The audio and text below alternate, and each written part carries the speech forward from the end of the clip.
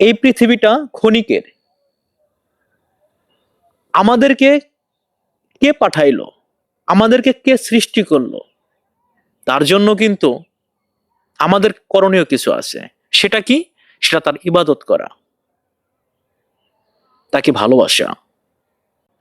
আমরা যদি ভালো কিছু এই পৃথিবীতে করে যেতে পারি, তাহলে আমাদেরকে ভালো একটা স্থান রাব্বুল আলামিন দিবেন। আর যদি খারাপ কিছু করি, তাহলে আমাদেরকে রাব্বুল আলামিন খারাপ জায়গায় আমাদেরকে দিবেন।